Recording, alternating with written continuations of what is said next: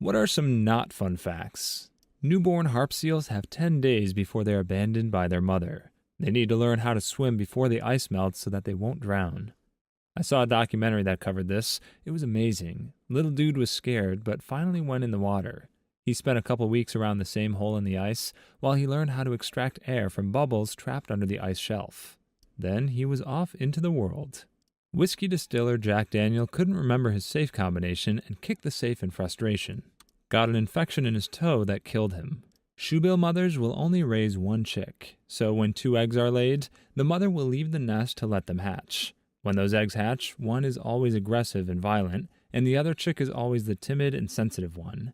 The violent one immediately rushes out of the egg to assault the timid one on sight. When the mother comes back to see the aftermath, the timid one limps to its mother for comfort and protection. The mother then takes her time beating the timid one to death with her bill until it's nothing but a mangled lump of meat and bones, and raises the aggressive chick. I saw this in a Netflix documentary on the animals of Africa. David Attenborough actually had to manifest into corporeal form after the end of that particular scene to console the viewer and remind us that nature can be scary as frick sometimes. Edit, words and stuff. Edit 2. For those asking the name of the doc, it was called Africa and was made by BBC back in 2013. I just found out an hour ago that it's no longer on Netflix. https://www.radiotimes.com/news/on-demand/david-attenborough-africa-watch-stream-netflix/. Edit 3. Don't know why I'm using Roman numerals. They don't always kill the weak one by beating it. Sometimes they just ignore it and let it die of starvation or dehydration, which is actually what ends up happening in the documentary scene I mentioned. https://youtu.be/4ARJL_P_A_U_X4. This is even more terrifying if you know what the animal looks like. Their beaks are huge and insanely sharp at the tip. If you're attacked by a bear, it won't necessarily try to kill you like other predators would. It just starts eating. To add to this, it also depends on the bear. A little rule of thumb is the following depending on the type. If it's black, fight back. Black bears typically don't want to fight and will often run away in a confrontation. If it's brown, lay down. Grizzlies are the same. Humans don't make a good meal for them, and if they don't see you as a threat, they won't try to actively kill and eat you.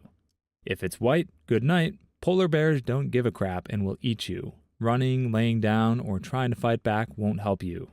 Best advice is to discard an article of clothing while running in hopes they'll stop to investigate it.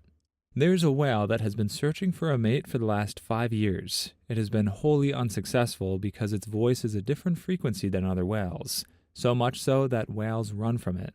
This is so sad. What the F? If you're going to be murdered, chances are very good you've already met your killer.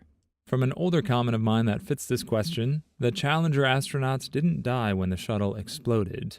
The stack actually just broke apart under aerodynamic stress, and the explosion you thought you saw was just the expanding cloud of hydrogen from the external tank burning. The forces involved in the breakup were very survivable. The crew cabin was left intact after it separated from the rest of the orbiter and may not have depressurized. There's evidence to suggest some or all of them were conscious at least part of the way down, if not the entire time. And photography of the disaster shows the cabin falling without spinning in a nose-down attitude, meaning no excessive forces to knock them out.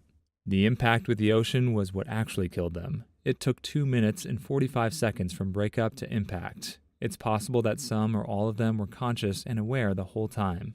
In high school, my science teacher was chosen to be in the Teachers in Space program for the Challenger. She went through the training and got a jumpsuit from NASA and had pictures with the crew and knew them all personally.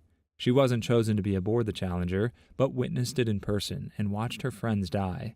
She was given a piece of a white panel which she held a torch to during her lecture and then passed it around to show how it reflects heat. There are most likely people that are stranded at sea or in the desert right now that will probably never be found. I wonder about this sometimes, or how many kidnapping victims there are out there who just want to go home. So sad. Demodex mites live in the pores of your skin and eat your dead skin cells and oils. They also climb out at night and have a gangbang on your face.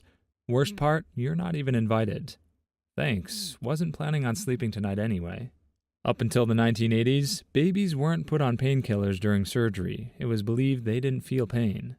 Man, leaded gasoline and baby torture. What else is there from the mid-20th century that made people go nuts? Cysticercosis is when a tapeworm manages to lodge itself inside your brain, causing big cysts to form in your head, causing headaches and seizures. About 20 years ago, my mom caught this disease. We lived in an area where the food wasn't properly cleaned, and my parents used to buy it from local markets on dirty alleys. So presumably, after she ate some lettuce contaminated with eggs from those markets, she ended up having headaches that wouldn't go away, and later found out she had cysticercosis. Even here where we live, Brazilian Northeast, it was a pretty rare disease, so I remember being scared. The cysts had to be removed through surgery, and she lost part of her sense of smell. But other than that, she's still completely fine today, only feels pain when it's too cold because of the screws from the surgery. Her swift recovery was a surprise to the doctor, and he ended up publishing an article about her treatment in the UK. To this day, she doesn't let us eat vegetables in suspicious places and cleans everything like our lives depend on it. There's a genetic disorder that causes your body to replace your muscle tissue with bone over time. Edit for those who are wondering, it's called fibrodysplasia ossificans progressiva, FOP, and currently there is no cure for it. Also, it's a genetic disorder, not a disease. My apologies for those I confused with it. Edit 2. So I misunderstood again. It is a disease, just not a contagious disease. Is this disease where eventually you sort of freeze, so at some point you have to decide if you want to be sitting or laying for the rest of your life? Male dolphins have been observed to gang rape females, kill dolphin babies that are not their own so their mums are available again, and for absolutely no reason other than entertainment, brutalize porpoise young. Kill dolphin babies that are not their own so their mums are available again. To be fair with them, there's a lot of animals that do that. The optimal height to hang someone is between 3 to 5 meters. The point of hanging isn't to suffocate the victim, it's to break their neck. Any less, then the rope will strangle them to death, and any more, they have a chance of being decapitated. That scene at the end of Sherlock Holmes, spoiler, where Lord Blackwood falls off London Bridge and gets hanged by a chain, would actually have ripped his head clean off. Banana republics were coined in the book Cabbages and Kings, about small countries based around single exports that were taken advantage of by large corporations. That company taking advantage of them for the book rebranded and is now called Chiquita. Also Standard Fruit, which became Dole. The Great Molasses Flood, sometimes referred to locally as the Boston Molassacre, occurred on January 15, 1919, in the North End neighborhood of Boston, Massachusetts. 21 people drowned in a wave of hot molasses. Horrible event, but I can't help but to laugh at Boston Molassacre. Goats apparently have the most human-like vaginas of all animals. I don't want to know how you figured that out. Conorak Syntha-Symphony, who had escaped Jeffrey Dahmer, was killed shortly after he was returned to Jeffrey Dahmer's care by police. Like a fly caught in a spider's web, once Conorak was unconscious, Dahmer put his twisted plan into action. According to his disposition testimony, he drilled a small hole in the back of Syntha-Symphony's cranium and injected hydrochloric acid into the frontal lobes of his brain. SMH. There once was a person that had a 300% mortality rate when he did his surgery. https://io9.gizmodo.com/the legend of the surgery with a 300 mortality rate 168489453 ? That one is wild. Over 300 people are believed to have jumped from the World Trade Center on 9/11. One of the falling bodies killed a fireman at the scene. On top of that, there are still over 1,000 victims whose remains have not been found. The youngest girl to ever give birth was 5 years, 7 months, and 21 days old. Go on Wikipedia and search Lena Medina. Quote, he was raised believing that Medina was his sister, but he found out at age 10 that she was his mother. End quote. I can't imagine what that conversation would have sounded like. Rabbits eat their babies if stressed enough. Mice and rats will cull their litter if they don't feel that conditions are good enough to raise their children in.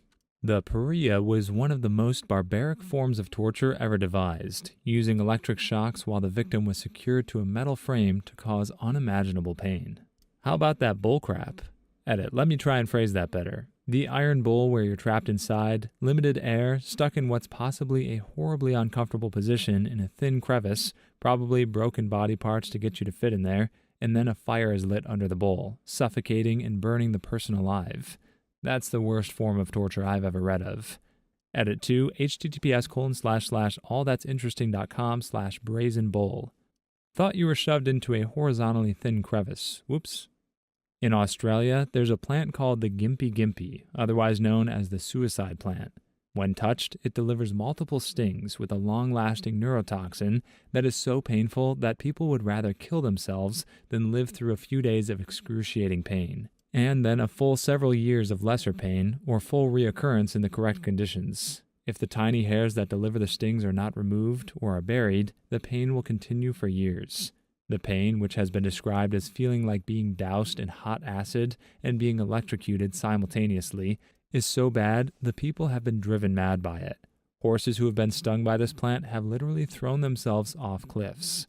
An ex-serviceman named Cyril Bromley is known to have fallen into one of the plants during World War II. Driven mad by it, he had to be strapped to a bed to prevent himself from committing suicide. Another rather unfortunate officer is known to have shot himself in the head after using one of the plant's leaves as toilet paper. Rather than live with the pain in his rear end, he chose to end his life. As the Wikipedia page says, the fruit is edible to humans if the stinging hairs are removed. I can just imagine how that went down. Hey, you know that plant that causes so much pain for the rest of your life that you want to die? I want to eat some of it. A crocodile's stomach can melt down bones due to its powerful gastric juice. People diagnosed with autism, high or low functioning, are 10 times more likely to try to commit suicide than the average neurotypical person. Died on impact is not necessarily a literal term. It can take quite a while to die from blunt force trauma. I feel like there should be a special, explicit version of died on contact and another for died after an agonizingly long wait for rescue. Male octopodes have multiple detachable penises. During mating, they simply rip one off and hand it to the female, who then swims away and quite literally F's herself. Here's my dong, go F yourself. Michael Cardamone raped a 15-year-old girl, served 6 years, then got parole. He kidnapped a 49-year-old mother of 2, gagged her, beat her with a hammer, injected battery acid into her, burned her alive, then ran her corpse over with the lady's own car twice. I had to witness this guy go to court to appeal his murder charge for my work experience, and he really gave me the chills. Edit. Here's a link to an article. https://www.google.com/amp/amp.abc.net.au/article/11451952. In their Greek mythology origins, centaurs are all males and procreate slowly by grape of human females. Oh God, that would mean a human female gives birth to a half-human, half-horse. Oh God. Addiction cost Americans roughly $740 billion, estimated. Can't put a value on loved ones lost, but yeah, not so fun fact. Dolphins rip the heads off fish and use the bodies to masturbate. Oh wow, I never knew dolphins had fish lights. A single tiger killed 434 people in India. It was probably fun for the tiger. Almost all autoimmune diseases include ongoing pain as one of their symptoms. Most people with one autoimmune disease have several more. More women than men get certain autoimmune diseases, but men get them too. It takes an average of 7 years to get a valid diagnosis. In the meantime, the patient may be suffering on and on, feeling hopeless. Patients are often told that it's all in their heads. 93% of humans are dead, and almost all of them were forgotten within 3 generations. So 7% of humans that ever lived are alive now? That is even scarier. For a very long time, beheading was used as a form of execution because it was believed it resulted in instantaneous death. For quite some time, there was suspicion that this wasn't the case, but many rules and regulations governing the use of cadavers limited doctors from thoroughly investigating enough to challenge the practice. However, at the turn of the 20th century, a French doctor, Bureau, was permitted to make an investigation of a severed head from a criminal named Langui, immediately after guillotining. He notes his observations. Here is what I was able to note immediately after the decapitation. The eyes and lips of the decapitated man worked in irregularly rhythmic contractions for about 4 or 6 seconds. I waited several seconds longer. The spasmodic movement ceased. The face relaxed, the lids half closed in the eyeballs, leaving only the white of the conjunctiva visible, exactly as in the dying whom we have occasion to see every day. It was then that I called in a strong, sharp voice, "L'Anguille." I then saw the eyelids slowly lift up, without any spasmodic contraction. I insist advisedly on this peculiarity, but with an even movement quite distinct and normal, such as happens in everyday life, with people awakened or torn from their thoughts. Next, L'Anguille's eyes very definitely fixed themselves on mine, and the pupils focused themselves. I was not then dealing with a vague, dull look, without any expression that can be observed any day in dying people to whom one speaks. I was dealing with undeniably living eyes, which were looking at me. Of course they were. When you think about it, you've still got a few seconds worth of blood and oxygen swirling around in your head. By cutting it off, you're limiting the lifespan of the brain to however much oxygen is already there. Please leave your stories in the comments. I'd love to make a video of them in the future. Also, don't forget to like and subscribe.